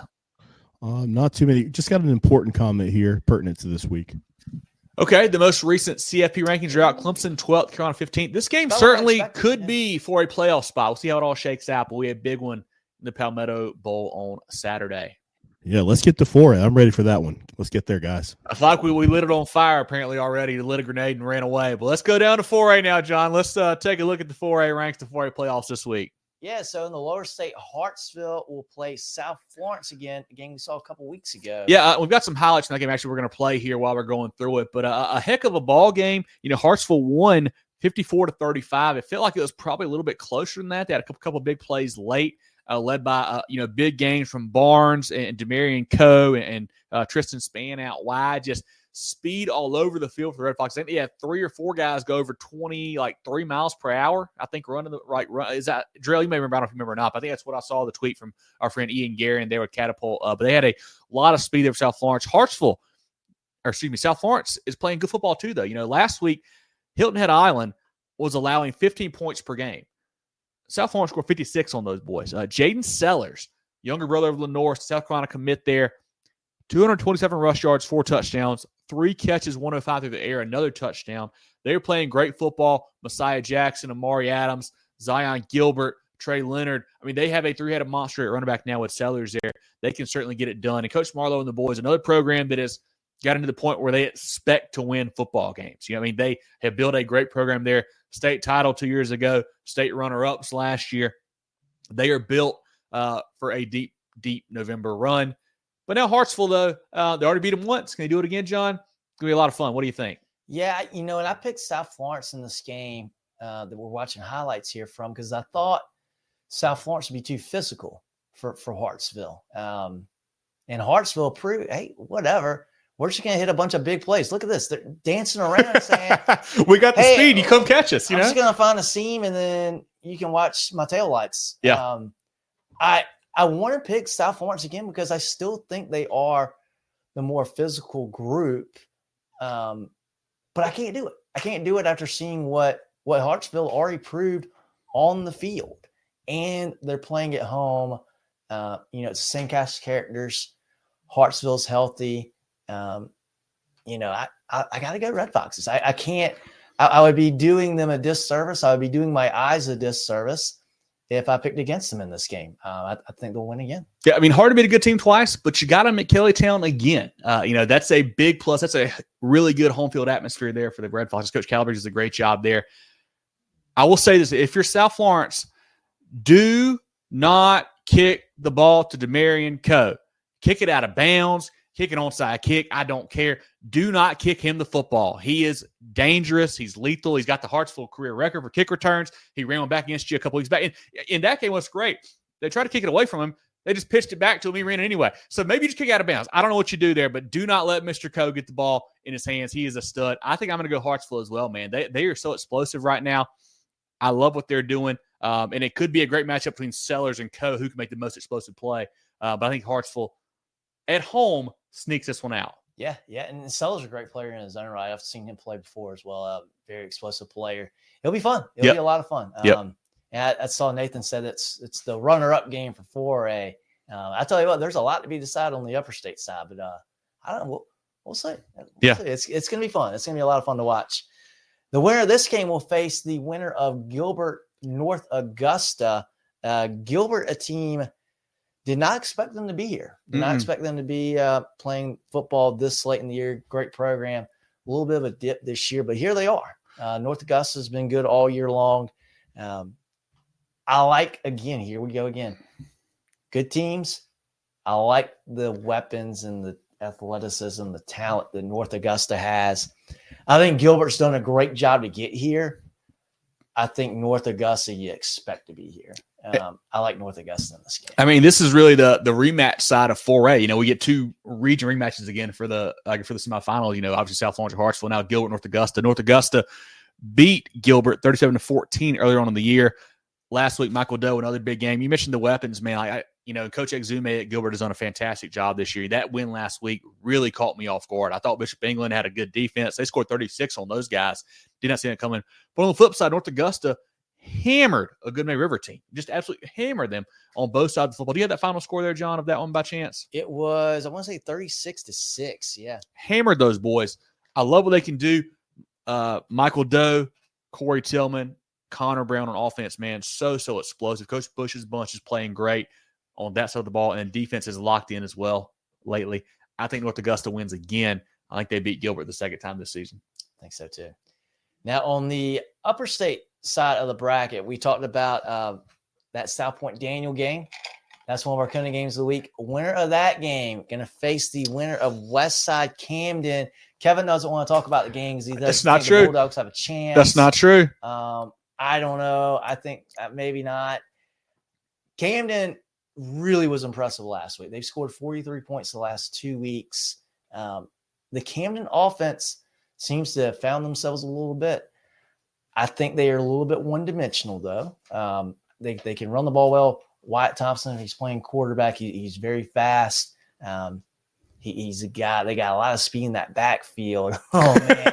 It's a lot of Rams there. It's a lot of Rams. That's about the number of weapons that Camden has to cover in this game. I think Camden's a really good team. I think they're going to make this a very competitive ball game.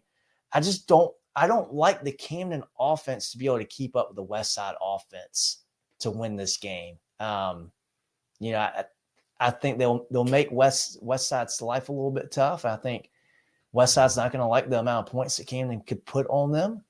But I think West Side's just better. I like their offense better. They're more dynamic. And we talk about it every week with West Side. Special teams. Mm-hmm. Special teams. Even if Camden could go toe for toe offensively with West Side, if you punt the ball, boy, good luck. And again, like with Co at Hartsville, kick the ball out of bounds. Yeah. Kick the ball out of bounds. Work on that all week. Tell your punter, all you want to do this week is see how far you can kick it, kicking it out of bounds. Work on that because we don't want to put the ball in play. Obviously, kickoffs, well, you don't have to put the ball in play on kickoffs either. But kick it up the middle. If they get the ball at the 30, 35, awesome.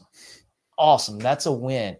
Do not let Weaver get his hands on the football defensively or special teams. And you got a much better chance because that could be the difference in this type of game where special teams, you have a return. I see a lot of picks for Camden. I don't see it. I think Westside wins this game. I think we see a 42-31 type game if Camden plays well. I think if Camden plays well, it's a 7 to 10 point game. I think there's too much on the West side of the football field to keep up with. I mean, what a run for Camden, a team that, I think we had all kind of written off. They looked so bad middle of the year. They've gotten healthy now. That's a big key for them on defense. They had a lot of pieces out early on. They're back now. I mean, that game last week, everything they could easily gave up. I think Wren scores like 2 minutes to go. Camden comes back, scores again, goes for 2 and gets it. Wren drives back down the field, and you get JoJo Krim blocking a 27-yard field goal like 5 seconds left. I mean, just an awesome win for Coach Rimpton and the boys. Another program that expects to win in the playoffs. They expect to make deep runs, and they had a big win last week. Ty Drakeford had a huge game. I think he had like 200 yards receiving, big game for them. Obviously, Navi Boykin is in the backfield. Wyatt Thompson had touchdowns, I believe, I think running and receiving last week, remember correctly. He had a big game for them. He's an athlete, special athlete for them. Hollins Northland defense is a good player, along with Krim as well. We know about JoJo. And this is a game here, John, where you mentioned special teams. Camden's got pretty good special teams too. If you remember that state title game last year, they had a fake punt they converted, also a throwback kickoff return they ran back for a touchdown as well. So they've got some weapons with JoJo and Drakeford and those boys there that can make some things happen on special teams. So Coach Shrimp, I'm sure will have them coached up well, but going to be a fun matchup. On the West Side, we say it every week, so many weapons. Bomar, Weaver, Cheraw Richardson, who I think he kind of gets overlooked. He's a stud for them, man. Cheraw's a great player on both sides of the football. Cutter Woods at quarterback. Everybody knows about him. The 3-star Gamecock commit, Mr. Football finalist. What else can you say? He is, 10,000 career passing yards. Just an awesome player for Coach Lane there. Drayson Evans, all those guys. But the defense has played better this year as well. You got the guys on the back end like Richardson and Weaver and Bomar, but the linebackers have played well. The front seven has played well, especially. It's going to be a heavyweight matchup. It's not going to be easy for Westside. I don't think so. I think Camden's going to give them fits. They've got a good game plan, I'm sure, coming in. But I don't know what you do. If it's a game like last week where you try to outscore Westside, I don't think you can do it. I don't think that's that way you beat them. But I don't know if Camden has the offense to kind of wear them down and kind of control the clock like they need. But it's not going to be easy. Not saying that at all. But I think Westside just too much talent this year, and I think at home especially, long road trip there for Camden. I think the Rams win this game. If JoJo Krim really wants to put himself on the map, he can do it Friday night. If he can go out there and if they put him on, say, hey man, Weaver is your guy, and he goes out and takes away Weaver, that can make this a different ball game. What about Bomar? That's a problem. What about Evans? That's a problem. What about Richardson? That's a problem. Yeah, that's the problem. There's so many of these guys. If he could take away, because no one's done that this year. No. If you could do that, and then you get in Cutter's head a little bit. All right, well, shoot, I got to go somewhere else with the ball. You get a pick. Who knows? Crazy things could happen. Momentum's a huge thing in football. Mm-hmm.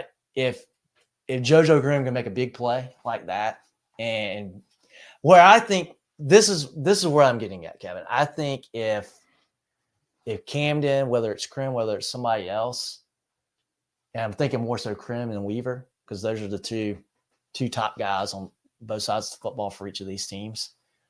And Westside, we've seen Westside play a lot of football. Mm-hmm. They don't think anybody's better than them, and they might be right. Yeah. If JoJo Krim makes a play and he goes, no, don't come my way. Yeah. Don't throw the ball my way. That can get in some kids' heads and go, oh man, oh shoot, these guys are really good. And these don't guys forget, are really good. Who knows? That Wren team gave Westside a good fight a couple weeks ago. They hung around with the Rams for a little bit. They're a little banged up too, right? Yeah, and that was on the road at Westside. Camden goes on the road last week and beats that Wren team. Came to beat Hartsville earlier this year too. Jerel doesn't like to admit that, but that did happen. That's true. It's not going to be easy. Not going to be easy. But I think it's hard not to pick Westside. I still think Westside wins. For sure, I'd pick Westside too. But I wanted to talk about special teams here. JoJo Krim had the game-winning play last week against Wren, blocked the field goal. So that's how they got to this round. But let's put a bow on this one. We're running long on time, guys. Any other comments from 4A Drill? I know you popped a lot of them up there. Any else we need to I've popped most of them up there, so we'll keep rolling. Perfect. Let's shout out some friends of the program before we look down at 3A ranks. With 3 convenient locations in Spartanburg, Duncan, and Greenville, Carolina Orthopedic and Neurosurgical Associates, CONA, offers the most advanced training and experience in orthopedic surgery, neurosurgery, sports medicine, and pain management in the upstate. Go to CONA.care to learn more.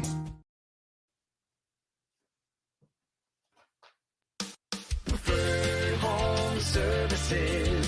How can we make you smile today? Preferred Home Services. For electrical or plumbing, cooling too. Go, go, go, Preferred.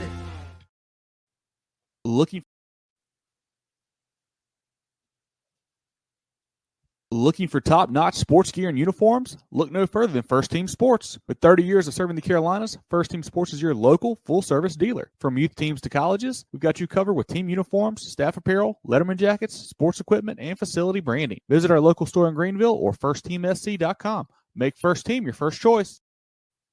Down to the 3A ranks now, John. Yeah, in the upper state, we'll see Mountain View hosting Crescent.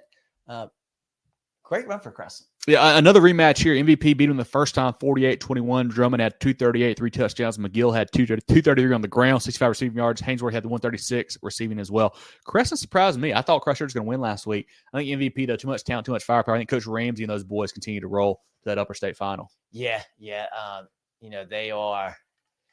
They're just really good.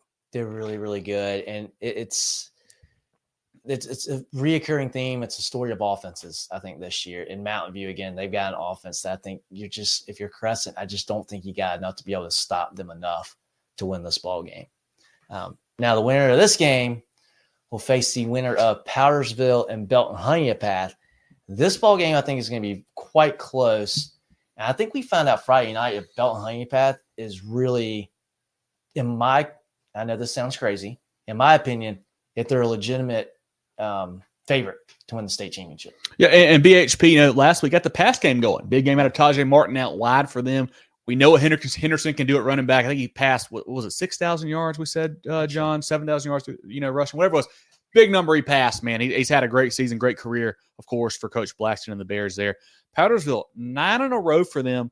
Love what they did on defense last week. Coach Nimmer's bunch forced 3 turnovers in the fourth quarter, shut out Woodruff in the second half. That's a Wolverines team that we've seen score a lot of points this year. Shut them out. 3 TOs, fourth quarter. Big win for them. Powdersville, I'll tell you what, John, they've got some speed. And folks didn't realize that, with Huggins back there, Tavius Williams as well, they've got some guys who can go. I mean, they are right there with BHP. I think they've got the athletes to certainly compete with those guys. BHP has been just kind of laying in the weeds, just hammering everybody. It feels like since that West Side game, haven't really been tested. I think they get a real test this week. Going to be a great matchup. Coach Munster's bunch is firing on all cylinders. Of course, the Bears are as well. I can't wait to see what Henderson can do against Coach Nimmer's defense. Because that Powdersville defense, man, they shut down a really good Woodruff team, shut down a good running back, Aiden Gibson, last week. Henderson, a different animal here, of course. But Woodruff is not afraid to play BHP. We see them beat BHP the last few years several times. I think they've got a good squad. BHP maybe a little too much firepower. We'll see on Friday. Yeah, I think, I don't see Powdersville getting 3 turnovers in the fourth quarter again this week.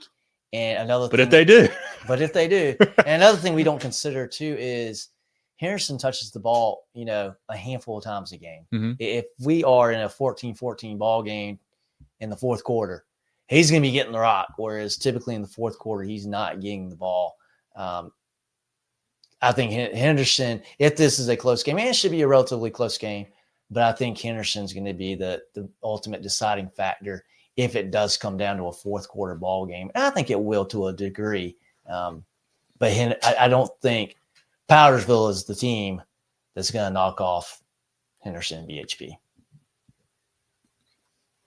Powdersville shocked the state, says Moses. I like it. That'd be a shock. Now, on the lower state side of the bracket, we'll see Dillon. They will head down to Mount Pleasant, take on Oceanside, a Dillon team that has bounced back pretty well this year. They looked really good. We saw them play Newberry last week. A gritty performance. Best players, Marion Fling goes down. Demai Capart's little brother comes on. Daniel Capart, I believe. Daniel had a great game. We talked to him after the game. Really good kid.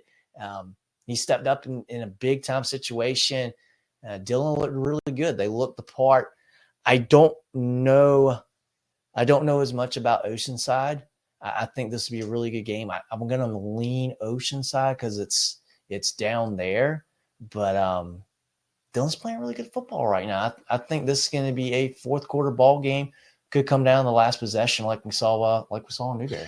Yeah, this will be down at Johnson Haygood Stadium is where they'll play this matchup. Oceanside is firing all cylinders. Aiden Manavy, another big game last week for him.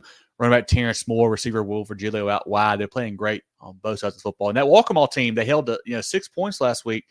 has scored a lot of points this year. I mean, they've had a good squad there for Coach Johnson. They've had a lot of games they've been in or even won. I think they gave Dillon all they wanted a couple of weeks back. They did. For Dillon, the key, you got to have Jamarian Fling play. If he doesn't play, I don't think you have a chance. But if he plays, maybe so. I mean, he's got great balance, great patience, just understands where to go, how to hit the hole. What the timing of it as well is really, really impressive there. Fling is a stud. Hamilton is a solid quarterback. They've got some receivers out wide with Green and Robertson who can make plays. We know they're always solid on defense, but I think Oceanside might be a different animal. Be a tough matchup for Dillon down there, Johnson Haygood for sure. Yeah, I think even with Fling, I think with Monavian at Oceanside, I think that might be just a little bit too much for Dillon. Now, the other side of this bracket, we'll see Loris hosting Keenan. The Keenan Raiders, they've played good defense all year long. They scored some points on Orangeburg-Wilkinson last week, beat them 38-7. Loris did not look so good. They had a tight game against Hanna, winning that game just by 7. I think Loris will come alive. I think once they watch the film this week, Keenan will have their attention. This is the Keenan team with some really good defense. I expect this to be a very low-scoring, physical ball game. I like the weapons. Of Loris a little bit more. I think they got really good quarterback play. They're physical. They can throw the ball downfield a little bit if they need to. They're a well-versed offense, and that's an awesome environment. Saw that Loris Dillon game earlier this year. It's a great environment. It should be a packed house. I like Loris. They got a little bit more in their favor, I think, in this game. But this is going to be, I think we're going to see, Loris had a 28-21 game Friday. I think we're going to see like a 21-14 type of game this Friday. Yeah, this is our HTC Hometown Connection game of the week. Keenan at 8-4, Loris at 10-1. You mentioned the Lions 28-21 over Hanna last week, averaging 36 on offense, 9 allowed on defense. Quarterback Moon Jerel did not start last week. Not sure situation there. He came in, he did play, had a touchdown pass and run. He's got 17 TDs, 2 picks on the year. Has a great season there for Coach Mance. Running back Deuce Stevens had 2 rush touchdowns. Sherman and Percha also weapons in the backfield. Receivers Jacoby and Grimm, Lewis and Brian Johnson. Defensively, Javon Johnson, number 9. He's a stud for the Lions. We've got Landon Connor and Demarion Thurman also up front who are big-time playmakers. On the Keenan side, you mentioned it, they hammered O-Dub 38-7, 34 points per game on offense, 21 on defense. Quarterback Desmond Washington went 19 for 30 for 430 and 4 touchdowns. Running back Hunter O'Neal over 1,000 yards on the season. Receiver Tyheem McNeil, 8 for 278, 3 touchdowns. His brother Nykeem McNeil, 6 for 61 on Friday. Both of them can go and get it. Defensively, Tyquez Taylor, 8 tackles, 3 TFLs. Titus Bowman, 6 tackles, and Tyheem McNeil with a pick. This is a fun game here. Yeah, I think that's maybe a bit of a wake-up call for Loris last week. Typically, if you're going to win a state title, you're going to have one game where you don't play your best. Maybe that's the one for the Lions. We'll see. And don't forget, Grimm Lewis is a weapon in the return game for the Lions, man. He has done a great job all season back there for them. Coach Mance has done a great job building this program up, taking them to the next level. I think Keenan is on the same trajectory. They've got interim coach this year had to step in last minute. They've had a great season, man. Won a lot of really big football games. I think Loris, a little too much firepower this way. I think they win at home in our HTC Hometown Connection game of the week. HTC here to connect. As always, we do a game from either Marion, Georgetown, or Horry counties. If you're in those areas, check out HTC for their service. They do a great job there. Once again, our HTC Hometown Connection game. Keenan and Loris. Jerel, who do you like in this game? A big matchup for our HTC Hometown Connection here. Yeah, I like Loris in this one. I think last week they just kind of shook the rust off a little bit. Hadn't played in 3 weeks, as we all know here. That's a scrappy hand-to-hand bunch too, so we got to give credit to that side. They had a lot of adversity this year. They played really well down the stretch, and kind of a wake-up call like you mentioned, Kevin. So I think they're going to win this one, but that's no shade to Keenan. They've had a fantastic season. Zach mentioned in the chat, are they a football school now? I don't know. We know they can play on the hardwood, so they have athletes. So there's always a chance when you got athletes, but I like Loris a little bit more in this one. Yep, Keenan at Loris, our HTC Hometown Connection game of the week. HTC here to connect. Any other chat comments on 3A, Jerel? Loris Lions at 3A says Barron. Yeah, we're all really high on Loris. They play great football all year long. That lone loss to Socastee, kind of a midweek stumble. Peter says, ain't played 3 weeks, but back now. Go Loris. When we close, Yeah, I think that's the key, Peter. You're exactly right, man. You have that kind of time off late in the year. It's tough to be super sharp that first week back. They got the win, and they're back now ready to roll for Coach Mance. That Keenan football school now. Hey, they're right making now. a case this year to certainly be considered one. Don't sleep on little old Keenan, says Thomas. Hey, you guys have some great playmakers. I love the McNeil kids. I love O'Neal at the running back spot. And anytime you got a quarterback that throws for 400 yards against a pretty good O-Dub team, you got to be impressive. The Raiders are playing good football. Brandish's pretty good team blew out Chester. They certainly did. They gave Chester They gave Chester a helping for sure on a midseason game there. That's it for that one. Let's look down now at 2A, John. Yeah, so we talked about one of our CONA games of the week, Barnwell and Cheraw. The winner of that game will play the winner of Philip Simmons and Manning. Philip Simmons getting to host that ball game. Or actually, no, I think this game will be at Manning, actually. I don't know what to think here. Manning comes from behind, wins that game in OT last week over Hampton County, a game I thought they were going to lose. Philip Simmons, they go down behind early to, Tyleek Dukes and Kingstree. They come back to blow them out, with a big second half. Two teams that I just can't get a good feel for. I think I like Philip Simmons' weapons a little bit more with Kellerman and Oriana there, but it should be a fun game down in 2A. I like Manning in this game. I was very impressed. Manning's at home, by the way. I believe I just saw that. At Manning. I like Manning in this game. I was very impressed by them knocking off Hampton County last week. I thought Hampton County would win that game. The Monarchs pulled it off. I think they win this week too. And then we go over to the upper state side of the bracket. One of our other kind of games of the week is Clinton, Batesburg-Leesville. They will play the winner of Fairfield Central and Central of Pageland. That game over in Winsboro, home of the Fairfield Central Griffins. Central of Pageland, really good season. Mm-hmm. They knocked off Saluda last week. I think Fairfield Central is just the better team here. I think they've got a lot of talent. They're really good defensively as well. Fairfield Central got a great chance to go to Orangeburg. I think they win this week. I think the key for them is don't get too ahead of yourselves and start thinking about next week. I think they win this week, but you got to take care of business. Don't get ahead of yourself here. You mentioned a heck of a season for Central Pageland. First-year coach Jonathan Easton's done a great job with that program. Lots of weapons out wide. I don't know if they have what it takes up front to stop Tydarian Greer in that Griffin rushing attack. I think Fairfield Central probably ends the Eagle season this week. I agree with you on that one. Any comments on 2A, Jerel? Don't sleep on the Eagle. Hey, Brian, you're right, man. They're played well. How about that region, too? Cheraw, they're in this round. Central's still in this round. I mean, people didn't see that coming probably. They played good football. Big win last week for those guys. At Manning, three-headed monster. Defense is good. Tremble are leading their way. Yeah, they play good football lately. I mean, I love what what Coach Kennedy does there. He's always a great coach. Always has a solid program. A team that's competed in 3A for several years comes down to 2A, playing good football right now. And they obviously you got to be good to get to this point, man. So they've certainly got a good shot over Philip Simmons. Yeah. Let's go to 1A, guys.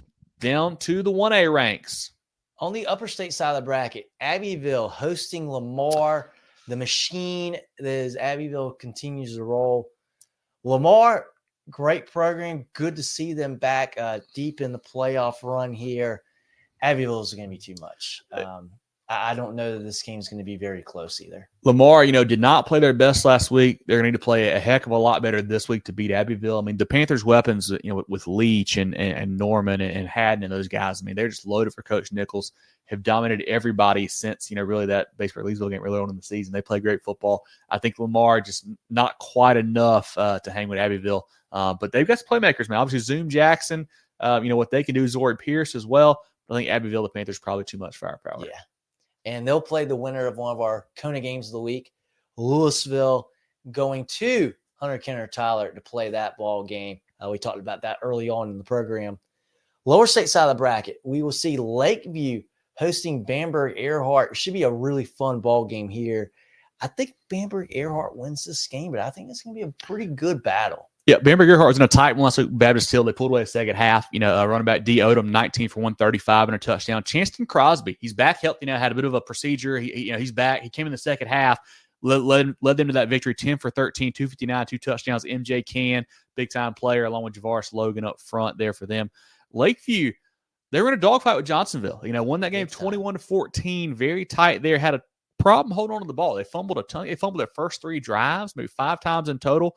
Big game from Tyrell Foxworth, 39 for 255 and 3 touchdowns. I think Bamberg is a better football team. I like Lakeview a lot this year with Norman, with Herlong. and Foxworth there in the backfield. But I think the Red Raiders with Crosby and Cannon and Odom, too much firepower on the road. I still think I like them. I think Crosby makes one too many plays with his feet or through the air. I think they win that football game. And they will play the winner of Cross hosting Hanna Pamplico. Hanna Pamplico's had a great run this season. They're playing their best football right now. Great win last week over DeMarco Olar. Yeah. They look really, really good. Cross has been good all year long. I think Cross is probably a little bit better of the team in this one. Hanna Pamplico might be playing better football right now. I'm going to go Cross because they're at home, though. Hanna Pamplico, like I said, 40-6 last week. Wade Poston, 2 passing touchdowns, a rushing touchdown. Running back Chris Eldridge, a big game as well. Cross, 4 shutouts in a row. 4 shutouts in a row for Big Cross, John. Put some respect. Big Cross there.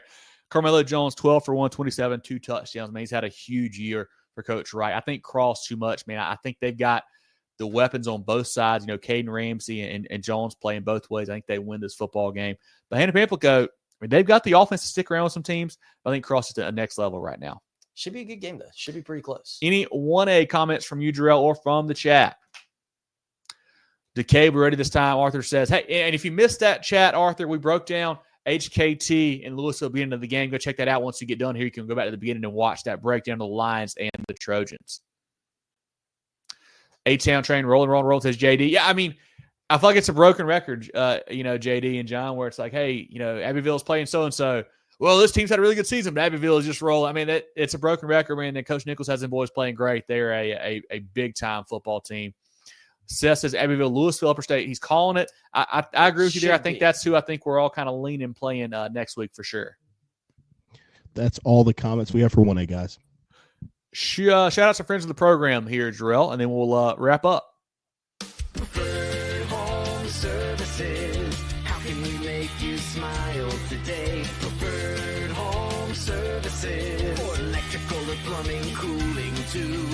Go, Preferred. Need a new ride to get you to the big game? Founders Federal Credit Union has auto loan rates that'll get you in the driver's seat without breaking the bank. And here's the best part. No payment for up to 90 days. Drive to victory with a loan that suits your budget. Visit foundersfcu.com/auto today and score your dream car with an auto loan from Founders. Terms and conditions apply. Member qualification required.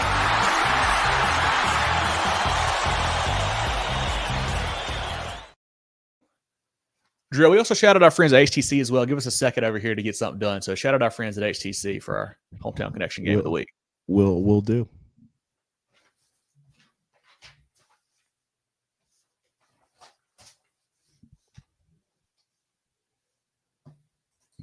At HTC, we're here to keep you connected. Here to provide reliable fiber optic internet with free, fast, and secure HTC Smart Wi-Fi. HTC, here to connect. As always, guys, join our Pick'em for Hanna Engineering. That is out now on our social media pages. You can join that 11 games a week until we get down to the point where we don't have 11 like the state championship round. So join that. It's posted on our social pages, also on our website. You can be a part of that. It's a lot of fun. We do a separate playoff Pick'em prize. So appreciate our friends at Hanna Engineering for doing that. Shout out to our teams of the week. Gilbert, big win over Bishop England. Powdersville, big win over Woodruff Central. Big win over Saluda. And James Island, big win over Carolina Forest. Those are our teams of the week, brought to you by Preferred Home Services. Our playoff performers insured by the Georgia HTC. We've got a great blog on our website, on our social pages, listing all of the great performances from last week. As always, if you send us a stat line, if you see somebody go off, send it to us on email or Facebook or whatever. We'll shout them out on our recap show. We'll put them in the blog. Continue to do that, please, and continue to help us give these kids, some love when they show out on the grass on Friday night. It's going to be a lot of fun for sure. John, any thoughts from you on round 3 here? What we got coming up this week? Just looking forward to a lot of games that really, really good teams that could go either way. A lot of teams got a chance to win the state championship this week, but some of them are going to lose Friday. They certainly are. As always, guys, follow us on Facebook, on Twitter /X, Instagram, YouTube, and more at Movin Chains, MOVINCHAINS. MovinChains.com is our website, our podcast on Apple, Spotify, Google, and more.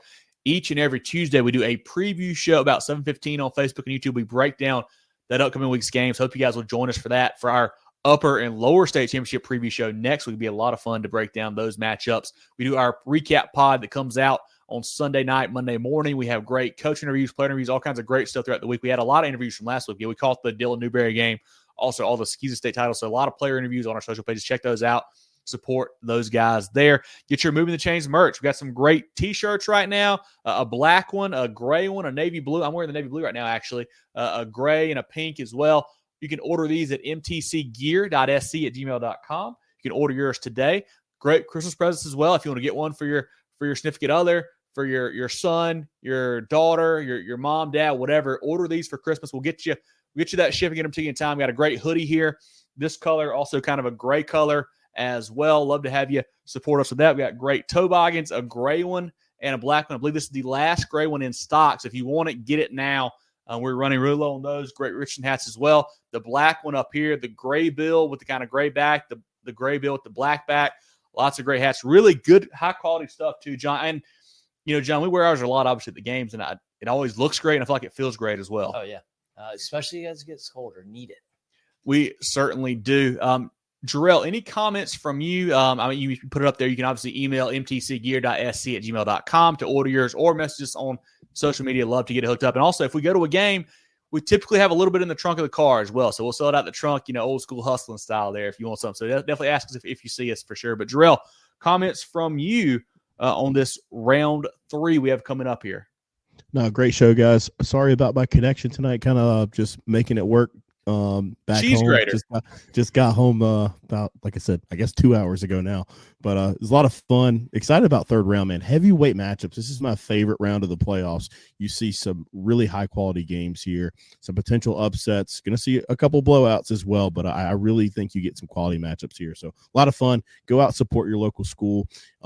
Said winding up the season here. We only got 2 more shows, so it's a lot of fun. Getting close to handing out some trophies, and I know we did so in SCHSFB last weekend. Yeah, great point, Jerel. SCHSFB State title last week. Hats off to Hammond, Richard Wynn at PD Academy, Pinewood Prep, and Thomas Hayward Academy getting those SCHSFB State titles. And I wanted to say what you said there about supporting these kids. That's huge, man. Go out to these games on Friday. This is a holiday week. What else you got to do on Friday? Go check them out, man. Don't watch I think the Black Friday NFL game is like midday. Don't watch that. Go check out the local high school, man. If you're back in your hometown, go see them. If you're back where you live now, go check those guys out too, man. They deserve your support, and it's going to be some high-level football at this point for sure. Yeah, and you Gamecock fans or even the Clemson fans that are coming up here, the upstate, a lot of good games. Mm-hmm. Go to that Daniel game right up the road. That'll be a fun one. Spartanburg-Gaffney will be a really fun game. Spartanburg jail man. Spartanburg-Gaffney Hanna. Yep. Yeah, Gaffney Hanna. Okay, there you go. 2 really good games there in the upstate. 2 more good games in the upstate there. Ton of good football all around the state. Yeah, and let me be the first to wish you and your families happy Thanksgiving. Hope you have a great Thanksgiving. And while you're sitting around the table, maybe you want to talk a little high school football, tell them check out Moving the Chains. Put us on put them on some game, help them to check us out. Love to have them checking out our show as well. So happy Thanksgiving to you and yours. Look forward to talking to everybody next week. Moving the Chains is always brought to you by Founders Federal Credit Union. This has been our round 3 South Carolina High School football playoff preview show for Jerel, Hendricks, and John Epps. I'm Kevin Thomas. We'll talk to you guys next week. Go Tigers. Get ready for the ultimate South Carolina high school football experience with Moving the Chains. From previews to recaps, we've got you covered. Dive into our expert preview shows, predicting winners and sharing insights. Then join us post-game for the thrilling recaps, exclusive interviews, and highlights you won't find anywhere else. Plus, connect with fellow fans on our Friday night spaces on Twitter/X. No one covers South Carolina high school football like us. Join us at Moving Chains on all social media